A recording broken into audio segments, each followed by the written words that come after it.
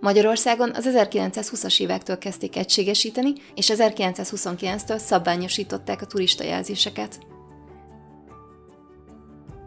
Az országos kék túra elődjét, a Szent István vándorlást az 1930-as években szervezték. Az országot megismertető, tájegységeket összekötő útvonalat 1930 és 52 között dolgozták ki. Mivel úgy találták, hogy az érinteni kívánt célokat a legtöbb szakaszon a kék sávjelzés tárja fel, a vörös helyett a kék színt választották. Egyébként is túl sok piros jelzés volt, amivel a tervezett útvonal érintkezett, így ez megtévesztő lett volna. Keleti végpontja a Tolvajhegyen volt. A másik kiindulópont pedig Írótkő volt. Dr. Strömpül Gábor térképész, tanár, barlangkutató, a magyar barlangok nyilvántartásba vételének kezdetében is fontos szerepe volt, katonatiszt, a Magyar Turista Szövetség útjelző bizottságának vezetője, Lóczy Lajos tanítványa volt. Pozsonyban és Bécsben tanulta a térképészetet és geológiát. Fontos szerepe volt a turistautak és jelzésrendszerek kialakításában.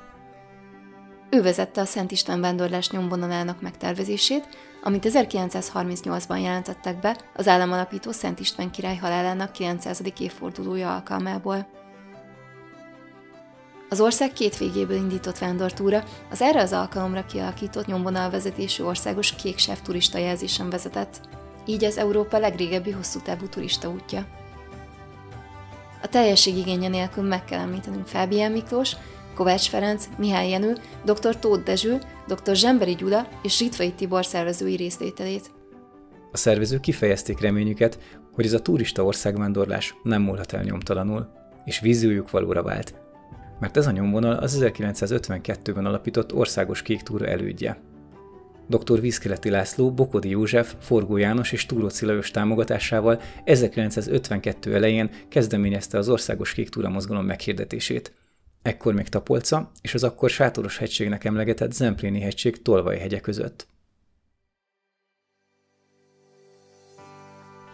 1952 elején egy bükszentilleki sítáborban született meg az elképzelés, amely az ország legszebb hegyi tájain át vezető, akkor 852 km hosszú országos kék turistajelzés egyénileg történő, időkorlátozás nélküli bejárását tűzte ki célul. Víg Tibor terve alapján megszületett a teljes útvonal bejárásáért járó ikonikus jelvény. Az első füzetet 1953-ban Bokodi József tervezte meg, majd Sütő Nagy Attilával közösen 1959-ben elkészítették a térképes változatot is. Ez akkor még nem volt színes. Az útvonal is bővült, immár a Sümeg és László-tanya közötti 881,9 km távot kellett teljesíteni. Különös figyelmet fordítottak az útvonal által érintett látnivalók ismertetésére. A mozgalom, melynek lényege a hazai tájak, kultúrtörténeti és természeti értékek felkeresése, megismerése 1960-tól egyértelműen kilépett a szakosztályi keretek közül, és elindult az országos népszerűség útján. Így 1961-től már a Magyar Természetbarát Szövetség gondozta a kék túra mozgalmat, és annak növekvő népszerűségét jelzi, hogy 1964-től az újra szerkesztett füzetet már nem belső kiadványként állítják elő, hanem az állami könyvterjesztő vállalat kezdi gyártani. A színes nyomvonalvázlat mellékletet Túróczy Lajos szerkesztette. 1961-ben a Magyar Természetbarát Szövetség felkarolta az országos kék túra mozgalmat és átvette a szervezését. A nyugati végpont Velemben volt, de a hidegháború fellazulása után már a határ is látogathatóvá vált, így 1990 után Írótkőre került. A kék túra nem csak azért rendkívül izgalmas, mert az egyik első hosszú távú útvonal, de a hangulata és az emberek összekovácsolása kapcsán is. És most nem feltétlenül arra gondolok, akik együtt kirándulnak, hanem azokra a közös emlékekre, amit szinte mindenki megszerez, aki végighalad rajta. Legalábbis lesznek olyan különböző helyszínek, akik más-más emberekben hasonló emlékeket hagynak. És ez aztán egy nagyon fontos közös emlékké válik. Érdekes, megfigyeltem, hogy azok szeretik meg legjobban a kék túrát, akik előzetesen utálták azt. Nem szerethet mindenki mindent. Bizonyos időszakokban nagyon erős reklámkampányai vannak a kék túrának, és ez sokakban azt az érzést váltja ki, hogy ez valami nagyon trendi dolog. Aztán, hogyha valaki belerángatja őket, vagy maguktól elkezdik, akkor nagyon hamar rájönnek, hogy ez gyakorlatilag összeegyeztetetlen azokkal a dolgokkal, amit elképzeltek, hiszen egy lassú, teljesen átszellemült, hosszú távú vállalkozás. Én nagy rész gyerekkoromban is megcsináltam, szóval csak belegondolni tudok, de egy kívülállónak úgy tűnhet, hogy ez egy tipikus jelvényszerző túra, amit az emberek azért kezdenek el, hogy aztán legyen egy jelvényük. De ez nagyon távol áll a valóságtól. Hogyha van is, aki egy jelvényért kezdené el, teljesen más miatt fogja befejezni, hogyha befejezi. Szerintem azoknak a nagy része be sem fejezi, aki a jelvény miatt csinálja. A jelvényszerző túra mozgalmak nagyon régre tekintenek vissza, és a világháborúk után kicsit átalakultak. Nagyon komoly politikai élt kaptak, az embereknek viszont akkor is élni kellett valahogy, és túrázni szerettek volna, tehát kihasználták a szervezés adta lehetőségeket. Emellett pedig nagyon jó sportegyesületek voltak, tehát valójában nagyon kevés ember volt, aki a szervezést is akár politikai okokból csinálta volna, viszont úgy lehetett pénzhez jutni, úgy lehetett támogatást szerezni. Ez nagyjából mindenkorban így van. Ellenben maguk a túrázók mindenkorban ugyanolyanok, hiszen aki rááldozza a szabad idejét, hogy megismerje az országot, azt a kíváncsiság hajtja, szeret kirándulni, és szereti a szépet. Szóval pár ismerősömmel már láttam ezt a tagadást, és hogyha valaki ezt most hallgatja, aki nem kék túrázik, nyugodtan gondolja át még egyszer, hiszen nem a jelvényért megyünk. A másik pedig, amit észrevettem, az a tagadásnak a fázisai. Az, hogy nem akarok kék túrázni, mert mindenki ott megy. Van, amikor igen. Ugyanakkor viszont az ország legszebb útvonalai közül hagyunk ki egy csomót, hogyha ezeket az útvonalakat kifejezetten kerüljük. Ez önmagában mivel nevetséges volna. Amikor azonban rátévedünk, mert ha el szeretnénk jutni oda a kék visz, akkor szépen lassan felfedezzük, hogy ez mégiscsak nagyon jó, és nem véletlenül lett oda kitalálva ahova. Ilyenkor a következő fázis általán az szokott lenni, hogy akik nem szeretnének kék túrázni, csapódnak valamelyik kék túra csapathoz, mert érdekli őket a helyszín. És természetesen nagyon gyorsan ott ragadnak. Ez nagyjából mindig bejön. Persze biztos sokan felvetnék, hogy ők a kivételek, de a többséggel így adódik. És akik jönnek, sokan úgy gondolkodnak, hogy ők nem pecsételnek, mert ők nem ezért csinálják. De aztán nagyon hamar a csapatszellem miatt, és amiatt, mert mégiscsak jól néz ki ez a jelvény, elkezdenek pecsételni ők is, vesznek egy kék túrafüzetet, és ők is elkezdik. Úgyhogy szerintem a legtöbb embernél ez így adódik. A közösség viszi tovább, nem annyira a reklámok. De mondom, én elfogult vagyok, hiszen én ebben nőttem fel, illetve sokkal lassabban is csináljuk, mint mások, hiszen videózunk is közben, és felváltva csináljuk más túrákkal. De nem is biztos, hogy várjuk, hogy elérjük a végét.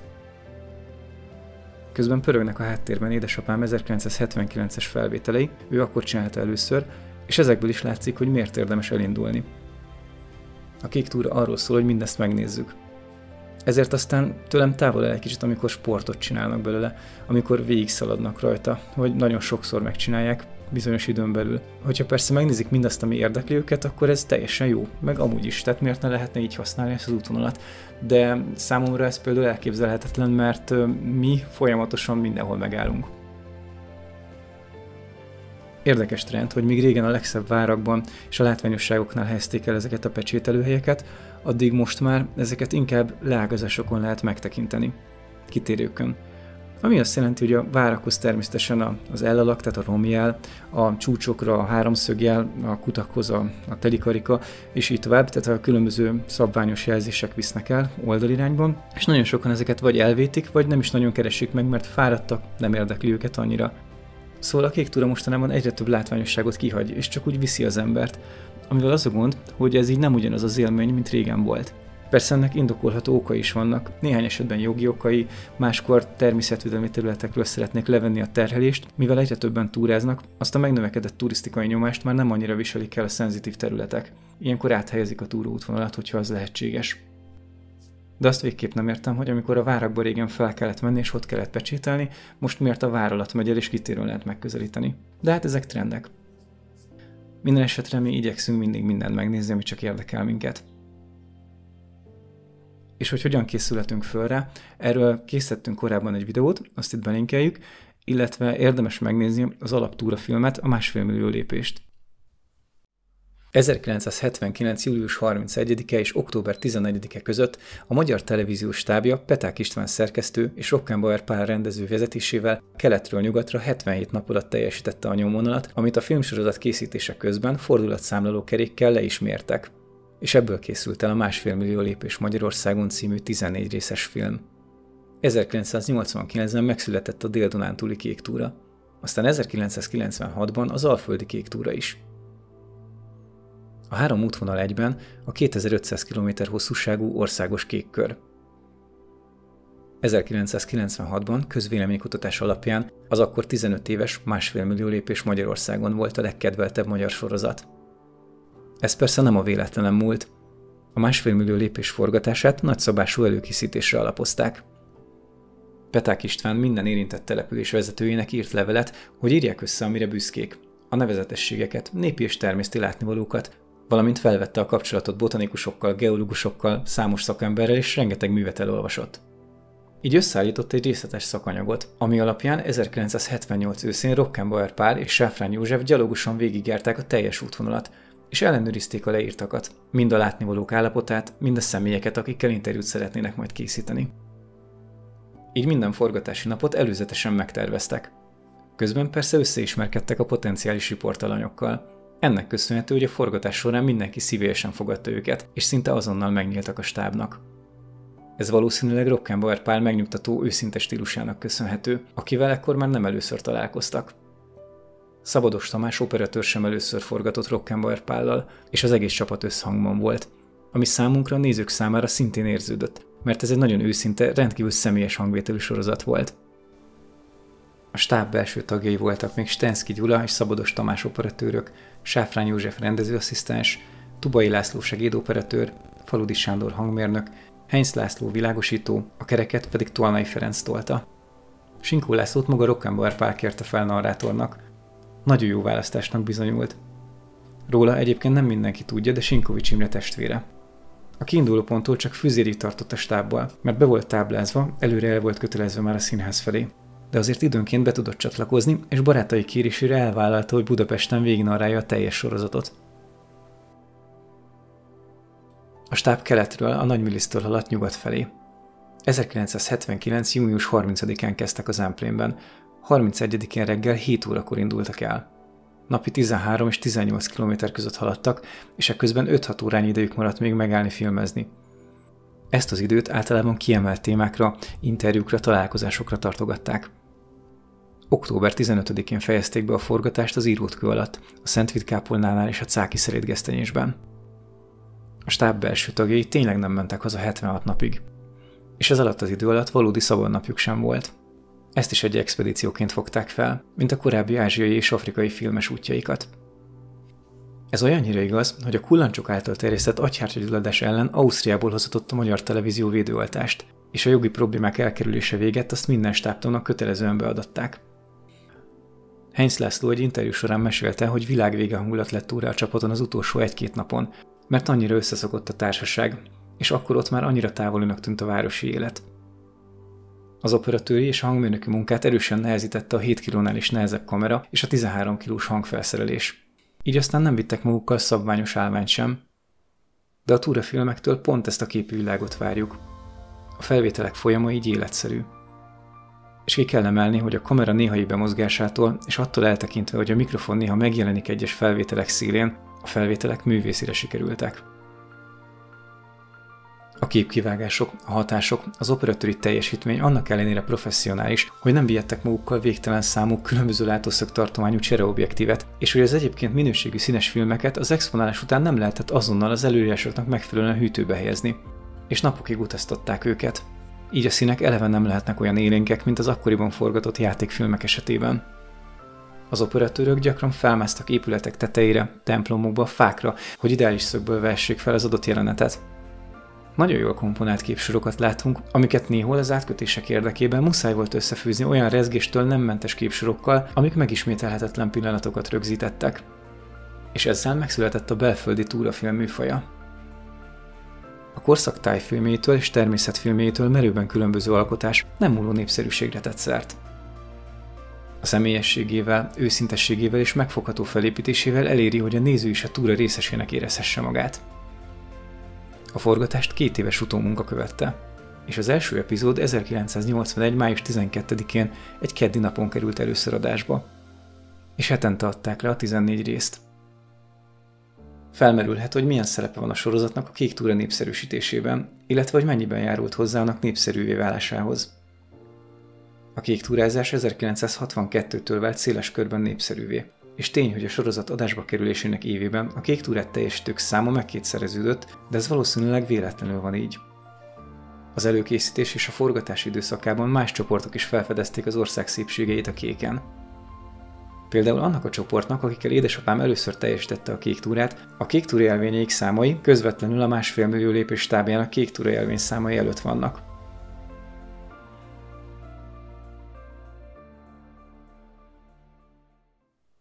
Ez a közvetlen példa is mutatja, hogy a kék túrázás nagyon népszerű volt az 1970-es évek második felében. Szóval a közvetlen hatást nehéz megállapítani, mert érdekességgel szembesül, aki a kék túra teljesítésének statisztikájára pillant. 1983-ban, a film vetítését követő évben egyetlen teljesítés sem látszik. A Magyar Természetjáró Szövetség ebben az évben szüneteltette a hivatalos igazolások kezelését, és nem dokumentálta a teljesítőket. Pedig tudható, hogy nagyon sokan voltak. Ugyanakkor bizonyos, hogy a sorozat hozzájárult a mozgalom fennmaradásához, és a hatását generációkon keresztül fejtette ki. Ezt lehet tudni az ismétlések, a dokumentált internetes elérések, és persze a megvásárolt DVD-k számából. Valójában a kék túra fennmaradására a mozgalom megszervezéséhez fogható hatást gyakorolt. Jobban hatott annak népszerűségére, mint azóta bármilyen kampány. Persze van, aki a kéket már több mint 10-szer végigjárta, és olyanok is, akik rekordgyorsaságú teljesítésre büszkék. Joggal. Ugyanakkor sem az alapítóknak, sem a klasszikus teljesítőknek nem ez az eredeti céljuk, hiszen a kék túra a területek megismeréséről, a haza szeretetéről szól. Aztán Rockenbauerék 1986 második felében ismét útra keltek.